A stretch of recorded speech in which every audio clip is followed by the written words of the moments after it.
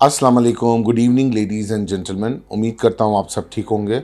मैं फैसल ढेरी आपकी खिदमत में हाजिर हूँ एक नई एपिसोड के साथ जिसका नाम है mid week market recap by foundation securities, जहां हम डिस्कस करेंगे की performance takeaways of PSX from the beginning of this week. अगर हम परफॉर्मेंस लेवल पे निगाह डालें तो पीर वाले दिन के KSE 100 index opens at 1,18,309 index point के साथ, और आज वेडनेसडे के दिन it manages in settle to conclude at 1,14,148 point के साथ। मजमूई तौर पे 4,146 पॉइंट का गिरावट देखी गई है इन the benchmark KSE 100 index over the last 3 working days.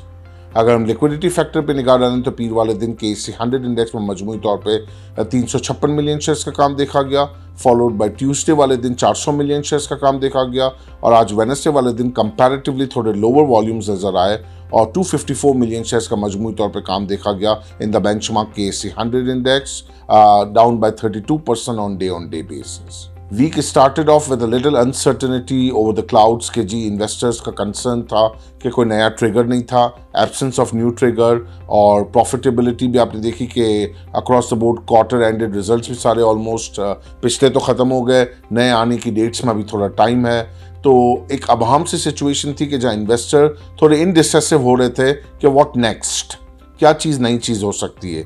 तो जो कंसर्न्स ऑन द फ्लोर हैं वो है IMF के साथ नेक्स्ट मीटिंग, उसमें क्या नए चैलेंजेस आते हैं, क्या नए आवाम के लिए दुश्वारियां पैदा होती हैं, क्या हुकूमत के एंड पे प्रॉब्लम्स आते हैं, तो वो एक पीस ऑफ कंसर्न है। और प्लस फिर एक इंडेक्स का एक इतना मैग्नीट्यूड आ चुका है 1,18,000 का जो हमने ऑल टाइम हाई देखा, उसके बाद little bit correction expect की जा सकती है, and any point of correction when we talk about correction तो which is less than 10%, तो 5 से 10% अगर इंडेक्स रिलेटिवली मूव करता है तो which is a sign of a healthy sign for the market, और वो एक पॉजिटिव उसमें लिया जाएगा कि जी करेक्शन हो गई तो इन्वेस्टर का कॉन्फिडेंस और बहाल होगा।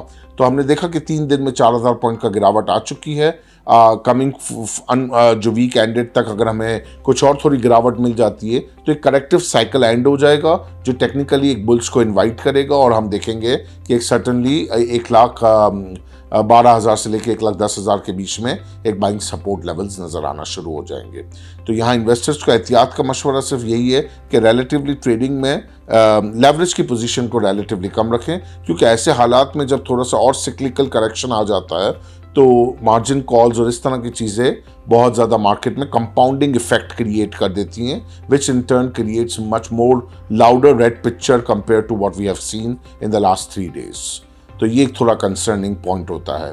बाकी सेल्स एडवाइस यही होगी कि अच्छे valuable stocks, high dividend stocks को अपने पोर्टफोलियो का हिस्सा बनाएं, स्पेशली बैंक्स हो गए, पावर हो गया, फर्टिलाइजर हो गया, जिनमें अच्छे डिविडेंड्स एक्सपेक्टेड हैं, उनको आप हिस्सा बनाएं अपने पोर्टफोलियो का लॉन्ग टर्म का।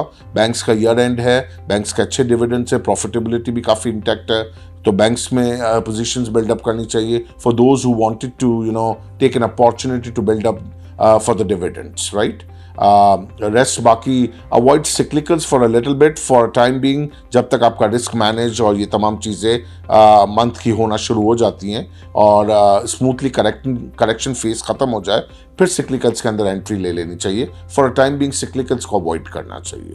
नेक्स्ट जो हमारे लिए मार्केट के लिए इवेंट है वो है अपकमिंग मॉनेटरी पॉलिसी, जो इस मंथ के एंड में ही है, और जिसमें हम स्टेट बैंक ऑफ पाकिस्तान से तवक्को कर सकते हैं कि 1% तक का कट मिल सकता है इंटरेस्ट रेट के अंदर। तो फर्दर 1% का cut board well overall for the market sentiments. So please share your valuable feedback here at info@fs.com.pk. Your valuable feedback is very important to us. Till then, I, Faisal JD, signing off. Take very good care of yourself and your investment too. Have a pleasant evening. Goodbye.